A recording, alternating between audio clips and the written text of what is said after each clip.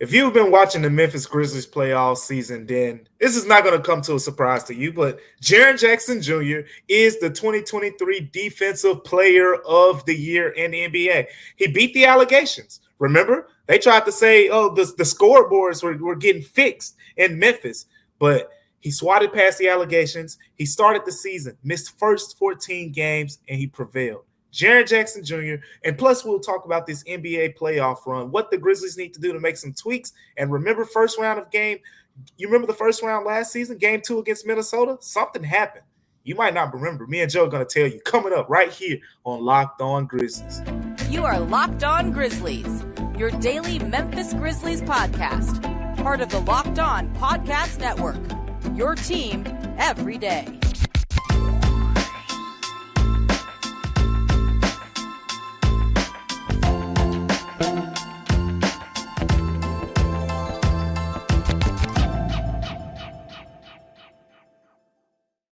Hello, hi there, and welcome to another episode of Locked On Grizzlies, a Tuesday edition of Locked On Grizzlies. I am one of your hosts, Joe Mullinax, joined by the incomparable Damichael Cole, the commercial appeal there in Memphis, Tennessee. Grizzlies beat writer for that fine website publication. You can check out my work over at Bluff City Media. When it comes to the Memphis Grizzlies, I'm a columnist for them there.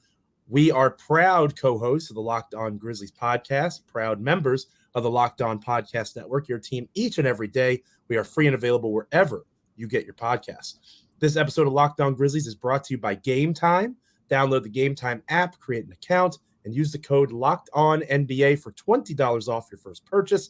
Last-minute tickets, lowest price guaranteed.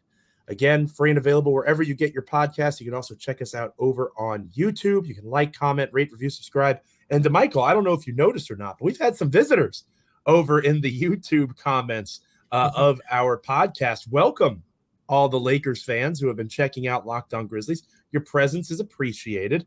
Your feedback is also appreciated, although saying that we're the worst podcast on the internet, I don't know if that is accurate. You know, there's a lot of bad podcasts on the internet. You know, there's lots of bad topics out there. I don't know that we're quite that poor. But, you know, we'll keep working. We appreciate that constructive criticism. We also appreciate my grandma used to always say, if you're not doing something right, then you're not going to get any criticism, you know? Right. But we must be doing something right. So, hey, well, it's a compliment, Joe. It's a compliment. Well, it's in pro wrestling. The worst case is when you're not getting any reaction. Yeah. Right. Right. If you're a heel or a baby face, you know, you're getting some sort of cheer or boo. And we also had some kind Grizzlies listeners that stood up for us in the comments, which is much appreciated. But welcome, Lakers fans. You can talk about me. Don't talk about Damichael. Leave him out of this. You can talk about me as much as you want, but leave Damichael alone. And in all seriousness, thanks for checking out Locked On Grizzlies. Hopefully you'll stay with us throughout the course of the playoffs. But before we get to the playoffs, Jaren Jackson Jr. made history on Monday evening. Second youngest defensive player of the year in the history of the NBA. Obviously, the second Grizzlies defensive player of the year, Marc Gasol, 10 years almost to the day that Marc won his DPOY. Jaren Jackson Jr. picks up his first piece of hardware in that same fashion. And Damichael, I am so old that I remember when that happened. I remember where I was. I was living in Memphis, Tennessee. I was starting my work covering this team. So all the reminiscing about that made me realize how I've been doing this far too long. But it was really cool to see the video of Jaren celebrating with his family on Twitter. You know, somebody, I want to say it was Deep Fried Couch, Chase. I want to give credit where it's due because I thought it was a really insightful tweet. Jaren is a great example of you don't have to be Mamba mentality, ultra alpha, masculine, you know, all these things that you think of. This when whole you think big bad guy. Right. You don't have to be so engaged in all I focus on is basketball. Jaren does great work in the community. He's a great leader. I think he's the VP or AVP in the NBPA now. He has a music career that he does in the offseason. Yeah. He's focused on fashion in the offseason. Yeah. He is a very well-rounded Renaissance man, and he is still capable of being one of the better players in the NBA. It's really cool and refreshing to see. It is. And Joe, I think this is probably going to make you feel older too, but it's not my intention. I just want to point out, I remember when Marc Gasol won his award as well. And I was in the 10th grade at Overton High Oh School no. here in Memphis, Tennessee. And I could have we been your were teacher, we, Damichael. Ah. we were having debates. We were having debates on if he or LeBron should have won it at the cafeteria table. So I remember those days when we were talking about Marc Gasol winning Defensive Player of the Year. But getting back to the point here with Jaren Jackson Jr., he deserves it. We've talked about it all season long. I mean, something that stood out to me is one of the biggest cases is there's so many blessings in disguise in his journey to this award. One thing is he missed those first 14 games of the season. He didn't want to do that. It was kind of felt like another setback after he finally had a healthy season. But you know what? One of his best cases was the fact that the Grizzlies were 17th in the NBA in defensive efficiency before Jaren Jackson Jr. played a game. I mean, before they had to turn it on to get to 17 because, we talked about it through 8 games or so. They were in the low 20s. But then he gets back. They finished the season second in defensive efficiency from 17th. And not only that, people want to talk about availability and all that. 63 of the last 68 games he played. And I'm sure one of those games was the final games of the season when he rested. And then there were a couple games where he didn't play on back-to-backs. So I think overall, you're talking about he played pretty much 63 of 66 games, something like that, when healthy this season. So to me, back-to-back healthy seasons for him as well. Jaren Jackson Jr. is putting it all together. It's not just the blocks. It's not just the steals. He changes shots at the rim. The Grizzlies 5th in the NBA this season in opponents' paint points per game. Enough said. The guy deserves it. You mentioned all the things that he does around off the court as well. And I think that was interesting to point out because think of these defensive player of the years. I mean, outside of a guy like Kawhi Leonard and maybe even Marc Gasol, most of these guys kind of have this rugged, no nonsense. They're going to, they don't smile type of mentalities. But with Jaren Jackson Jr., he's like a big kid. He smiles and it shows to show, hey, look, I can smile on the court and then still knock your ball into the bleachers as well. Yes, he's a smiler. I think I left out all the work that he's done in the past with women's basketball and continuing to build that game up. So he is a wonderful representation of the Grizzlies organization. And I think that is so cool. And I would give a shout out to former host of Locked On Grizzlies, Peter Edmiston, because again, 2018, we were doing a live draft party with the Grizzlies in FedEx Forum. I remember that. I was there. So we were there. We had a live podcast set up. Jaren Jackson Jr. was the 4th overall pick, and I was disappointed. I was frowny-faced, not because I thought Jaren was going to be bad. I knew Jaren was going to be good. I believed all the hype. I watched my own film, as I did as the site manager of Grizzly Bear Blues. I believed Jaren was going to be good. I thought he was years away from being good.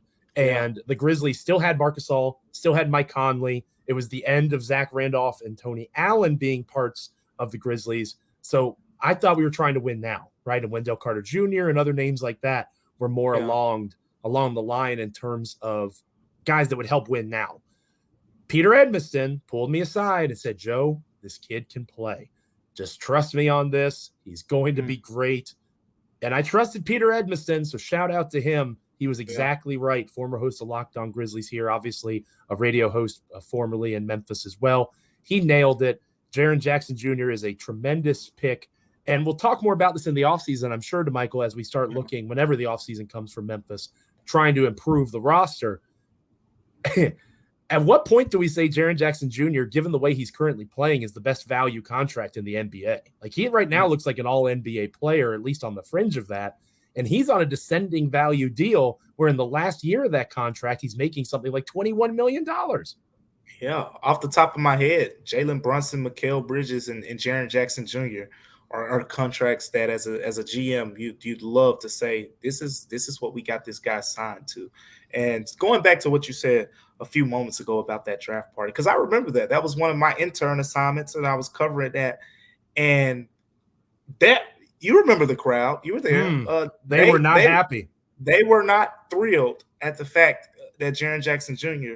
Was the draft pick in Memphis. But to tell you what, he's completely won this city over through the community work, through his, just his personality overall. And I mean, there were people who thought he should have won it last season when he finished, I think, 5th in last year's voting, and got a couple first place votes and first team all defense. But he responded, capitalized on that season.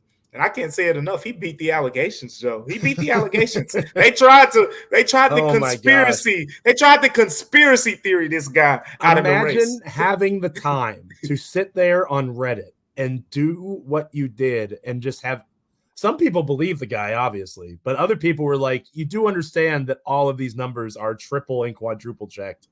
he spent a lot of time just proving that he doesn't understand. Man. Again, well, there's gambling involved, right? You don't have the deep relationship that leagues like the NBA now have with over-unders, prize picks. One of our sponsors, obviously FanDuel, one of our sponsors. You don't have those things as a league and then not meticulously count each and every stat. And I'm not saying corrections don't need to be made, but to act like it was some grand conspiracy is one of the most crazy things I think I've seen in a long time. So congratulations to Jaren Jackson Jr. Well-deserved, a wonderful representation of the Memphis Grizzlies. But as he said on his thank you video to fans, he's more concerned about game 2, and that is where we're going to turn our attention here on Locked On Grizzlies. Potential tweaks Memphis can make. That's going to be the focus of the remainder of our episode, trying to split here at home against the Lakers before they head out to LA and before Damichael heads out to LA with the team later on this week. But first, this episode of Locked On Grizzlies is brought to you by Game Time. Big fans of the folks over at Game Time. You should definitely check them out if you haven't already done so. Have you ever been stressed out trying to buy tickets, finding them last minute, hunting down the best price, trying to figure out how you can see what the angles are, all that kind of stuff? Game Time is the fast and easy way to buy tickets for all the sports, music, comedy, and theater shows near you. Flash deals, last-minute tickets, images of being able to actually see where your seats are. All of those things are extremely helpful, and Game Time is the place for last-minute ticket deals. Forget planning months in advance. Game Time has deals on tickets right up to the day of the event. The Game Time guarantee means that you'll always get the best price. If you find tickets in the same section and row for less, Game Time will credit you 110% of the difference. That is a big-time deal. Snag the tickets without the stress with Game Time. Download the Game Time app, create an account, and use the code LOCKEDONNBA for $20 off your first purchase. Terms apply. Again, create an account and redeem code LOCKEDONNBA for $20 off. Download Game Time today. Last-minute tickets, lowest price, guaranteed. We're talking adjustments going into Game 2 next here on Locked On Grizzlies. Welcome back to Locked On Grizzlies. I am Joe Mullinax, one of your hosts, joined by the incomparable, the unstoppable, the tremendously hoodie-dressed Damichael Cole of the Commercial Appeal there in Memphis, Tennessee. I work now over at Bluff City Media. Make sure you're joining bluffcitymedia.co/join. Use the promo code Mullinax, 10-day free trial, which obviously gets you through a large chunk of this first-round series. Plus, you would be able to get 10% off an annual subscription over at Bluff City Media. So check us out there. Obviously, subscribe to the Commercial Appeal as well. Between Damichael and I, no offense to all the other wonderful outlets and pieces of information out there, between the CA and Bluff City Media, we got you covered, right? You can subscribe to other things too, but start with those two. You'll be smarter for it, I promise. We mentioned Jaren Jackson Jr. earlier in the show.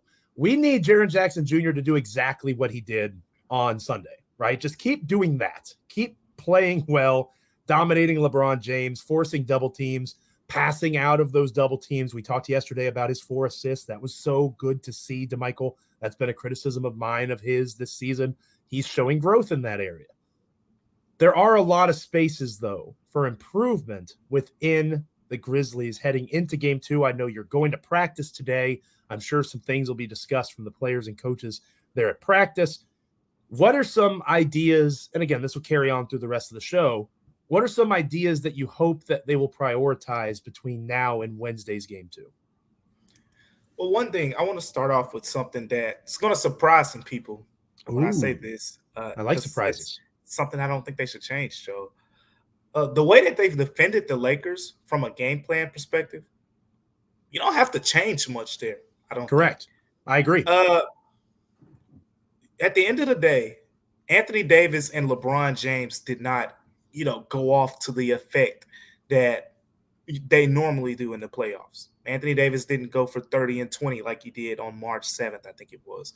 LeBron James did not have the typical 28, 10, and 10 LeBron, type of playoff game. But it was the role players. It was Austin Reeves. It was Rui Hachimura. It was, D'Angelo Russell, who call him a role player. It kind of sounds like it's, he's not your regular role player, but really good player. Basically, it was those guys who won the game. And I saw, some Lakers fans were like, well, Rui's pretty good. What do you guarding him like that is, why would you not put more attention on him? But you got to remember, that team has LeBron James and Anthony Davis. So guess what? Rui, do it again. That's kind of the mentality that the Grizzlies should have early. And then if he does it in the first half, that's when you make your adjustments. That's what I think. But as far as the tweaks goes, getting back to that point, I think one tweak that you should make in this game is just spacing from a rotation perspective.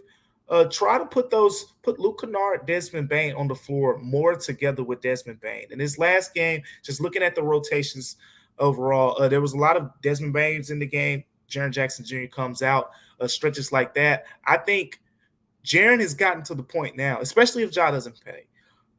Desmond Bane, I think, should play 40 minutes possibly in game 2 if Ja Morant doesn't play, because he's going to be a backup point guard and he's going to be on the court with Tyus Jones. You need him and Dez on the floor. You need him and Jaren on the floor a lot together. But not only that, you need Luke Kennard on the floor, because guess what? The adjustment is to adjust to the adjustment that the Lakers is going to make. The Lakers are about to throw bodies at Jaren Jackson Jr. in the starting lineup. That body is probably going to come from whoever is defending Dylan Brooks. And there's a counter to that, because in stretches of the game, you're going to have Luke Kennard and Desmond Bane in the game together, or you should. And you're going to have Tyus Jones. If you put Tyus Jones, Luke Kennard, Desmond Bane, and potentially Santi Aldama on the floor together with Jaren Jackson Jr., they're going to leave above average NBA three-point shooter wide open. No matter which one of those 4 guys it is. Jaren proved in that game, last game, he can make the passes, but the Grizzlies have to put the efficient shooters out there for them to capitalize. Yeah, getting Anthony Davis away from the rim as much as possible would be a wonderful start. And, he didn't have elite percentages. Like Jaren Jackson Jr., opponents shot 9% worse at the rim against Jaren Jackson Jr. during the regular season. Team shot 0.3% better at the rim against Anthony Davis over the course of the regular season. And that's per cleaning the glass. So Anthony Davis blocking 7 shots, not quite the same as Rui Hachimura. And that was one of the things that I caught flack for yesterday was Rui Hachimura hatred. Yeah.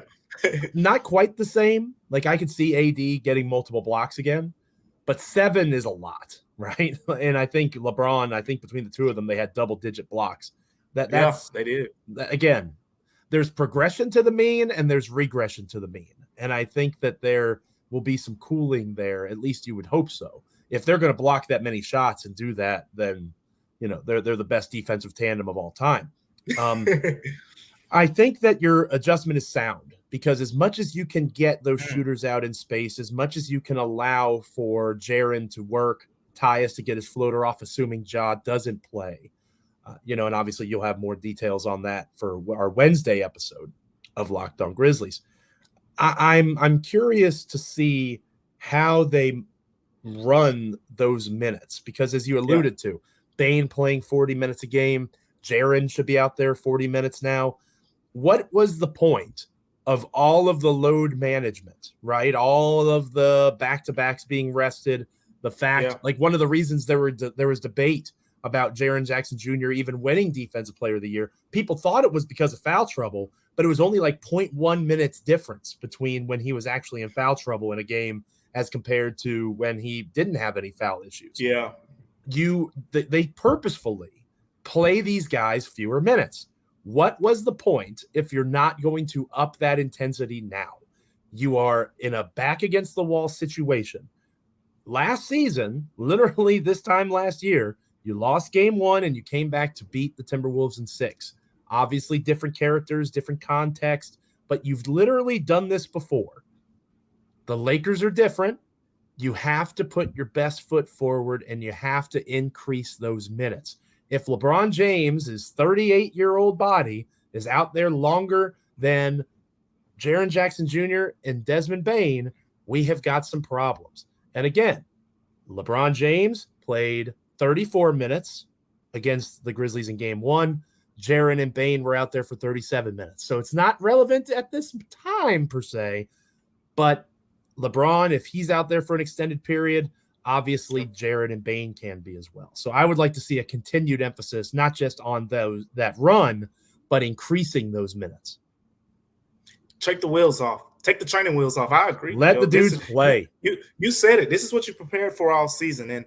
And you don't want to beat the guys down because it is early in the postseason. It's early in this series. So I'm sure that's probably factored into game 1. Guys play 35 minutes, 32 minutes here. But as this series grows, the desperation will grow even more as well. And you're going to see LeBron and all those guys, because this was the first game in like a week for a lot of those players. So I'm looking forward to that too. We saw the rotation did shrink.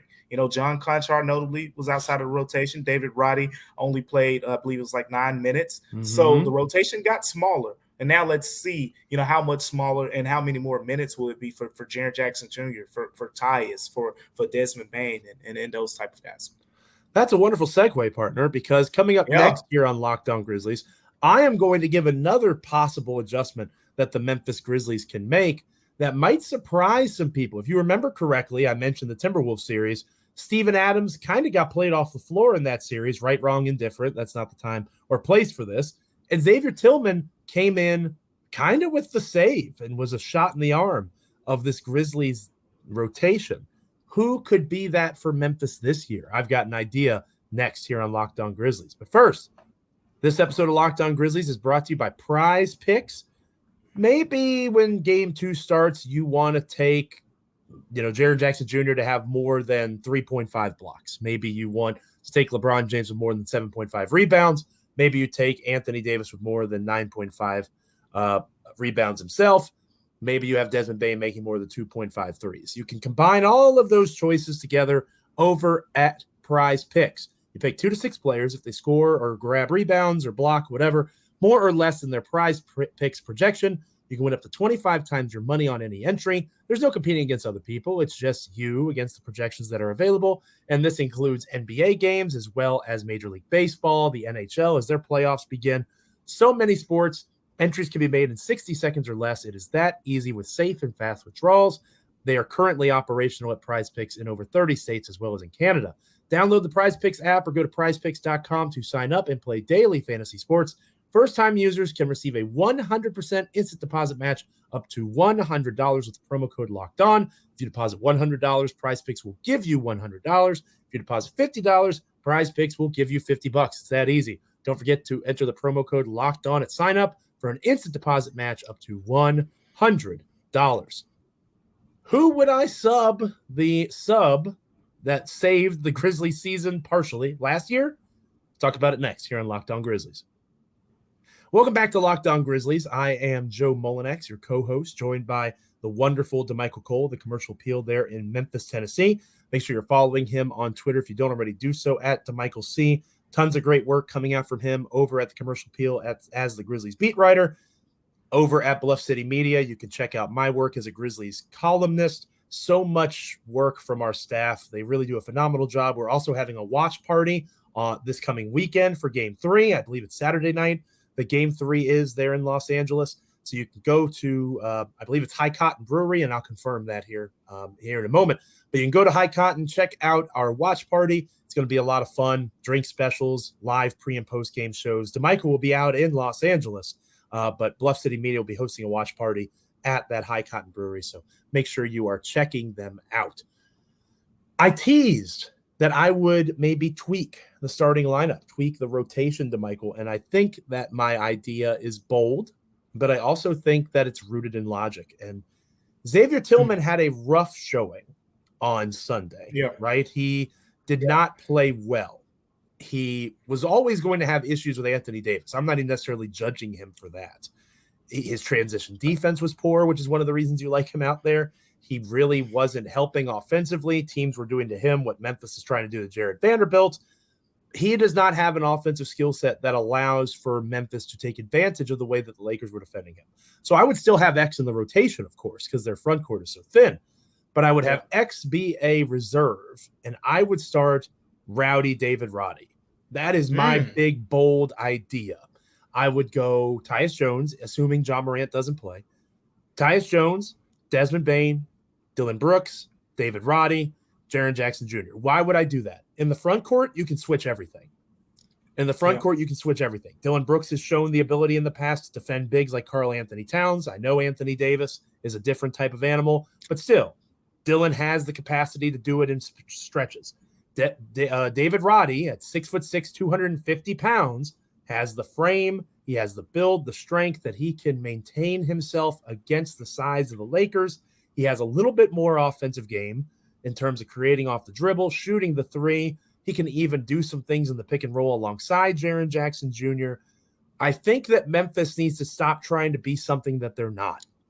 Xavier Tillman is not Steven Adams. While he might be the one that best emulates what Steven Adams can do, he's not that player. They need to try something different. You're not going to win the rebound battle. You're not going to do those things, at least without a real shift in terms of crashing the glass, which hurts the Grizzlies in transition, which is where they want to try to get out and run a little bit.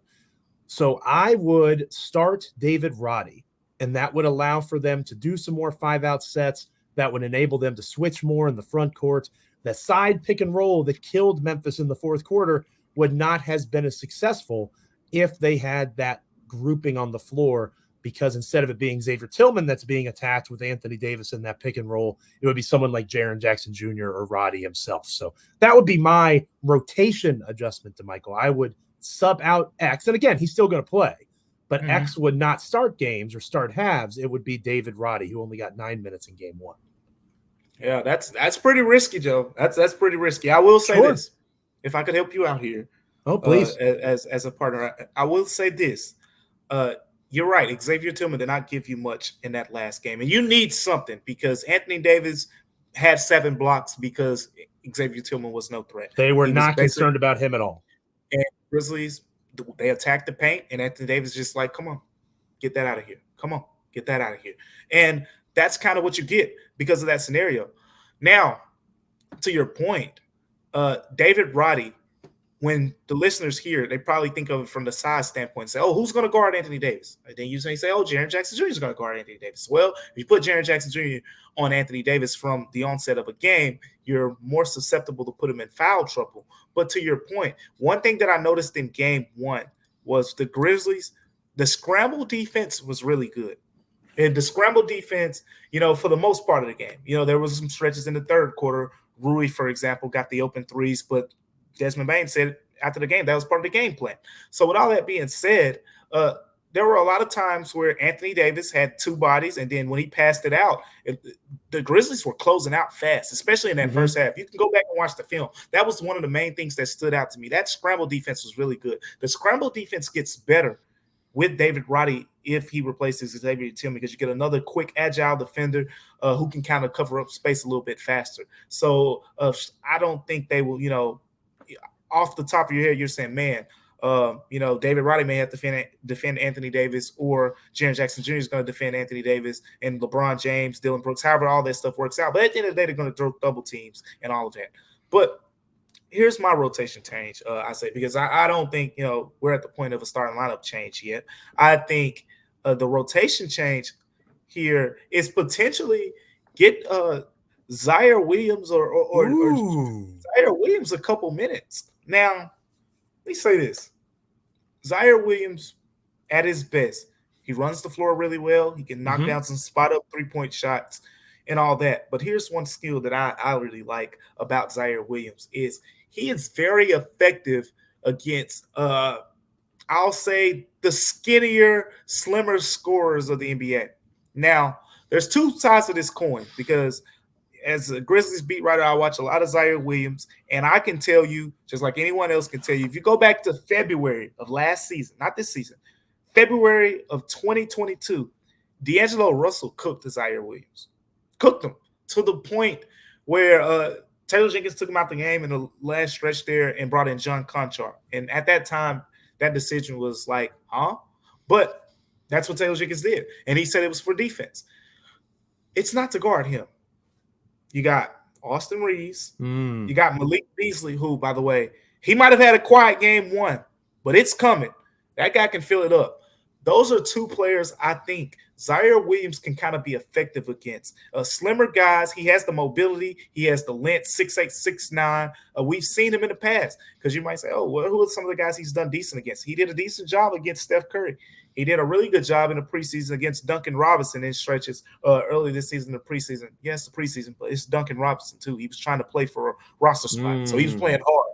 So he is shown kind of, and the Grizzlies use him in that way. Go guard these guys who are going to run around 10 screens and all that stuff. And I think his skill set is tailored to guarding a Malik Beasley, tailored to guarding Austin Reeves. If one of those guys get hot, look for someone like Zaire Williams to kind of come in the game and make an impact. And as we know, defense turns to offense. So he plays well on defense. He'll knock down a couple threes and do the offensive thing and everything will be fine. But I tell you what, at some point, someone's going to have to come into this rotation because right now they're playing really small.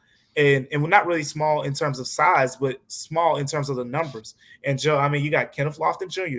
Remember, I said this a couple of days ago, but Kenneth Lofton Jr., they could have kept him on a two-way contract and said, hey, let's go get, Hassan Whiteside, Dwight Howard, Derek Favors, or someone like that. No, this is who they wanted. So just because you wanted to bring him up for a playoff roster spot, you have to be prepared to play him.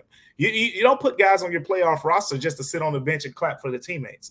Kenneth Lofton Jr. could get an opportunity. We'll see how that goes. And then there's Zaire Williams, John Conchar, David Roddy, as you mentioned. All these are guys who should get an opportunity at some point, and we'll see because that opportunity might be just 4 minutes. Show what you got, and you got to prove it. I would prefer Zaire or David Roddy, but you and I have watched a lot of Grizzlies basketball. It's probably going to be John Conchar. Oh, yeah. Hey, he's going to get his shot. We're talking about guys who may get a shot. John Conchar is going to get a shot for sure. Draymond Green is 6'6", right? And David Roddy is 6'6". What makes Draymond Green good as a defender is not his length, it's not his height. It is his ability to use his low center of gravity to make players uncomfortable. I would want to see David Roddy defend Anthony Davis, to be honest with you. Anthony Davis is shooting over Xavier Tillman. So what's the difference? He's shooting over Tillman already. So use your frame, which I think Roddy would do. Again, football player background. Make Davis fade. Whenever he goes straight up, whenever he's going at the basket, he's a much better scorer. I know Davis can hit the fadeaway. It's a less efficient shot than it is him using his size. Anthony Davis, given how big he is, should never fade away against David Roddy, but Roddy would force him to because of his strength. That is why I like the Roddy idea. But I also like Zaire Williams because of his length. And I like him on Austin Reeves. I think that's a good use of him. I wouldn't put him on Uncle LeBron since he and Bronny are close. I wouldn't do that to him. I would have him guard an Austin Reeves or a Rui Hachimura. I would give him that assignment. So I think either of those are interesting picks, but like we said, it's probably going to be John Conchar. But we'll talk more about that heading into our Game 2 preview edition of Locked On Grizzlies tomorrow. Thank you so much for making Locked On Grizzlies your first listen every day. Shout out to our everydayers who check out the podcast on YouTube. Check it out wherever you get your podcasts each and every day. It is much appreciated. As mentioned a moment ago, we're back tomorrow with a Game 2 preview installment of Locked On Grizzlies. Damichael, of course, will be back in the building for Game 2. He'll have practice conversations from Tuesday's practice that he can give us some insight on Ja Morant's injury. And we'll also take a closer look at some more X and O type of adjustments. I mentioned the side pick and roll that the Lakers killed the Grizzlies with. Austin Reeves, drop coverage that Jaren Jackson Jr. had to play off of that. We'll get a little bit into the weeds, I think, on our Wednesday edition of Locked On Grizzlies, Damichael. Yeah, it's going to be fun, and we need to do that because that side pick and roll, and just looking at some advanced stats, I saw that pick and roll with Austin Reeves and Anthony Davis is actually a higher rated, from the offensive numbers than LeBron James and Anthony Davis pick and roll. So the Lakers are having a lot of success with that duo, and Memphis will probably need to put more defensive attention defensive attention on Austin Reeves in those situations. We'll talk about that and more on our Wednesday pre-Game 2 edition of Locked On Grizzlies. Thank you again so much. Continue to like, continue to comment, rate, review, subscribe. Check out Damichael's great work over at the Commercial Appeal. Check out my work over at bluffcitymedia.co. We appreciate you for making us part of your NBA playoffs experience. And again, we'll be right back at it on Wednesday's edition of Locked On Grizzlies. Until then, for Damichael, I'm Joe. Stay locked in. This is Locked On Grizzlies.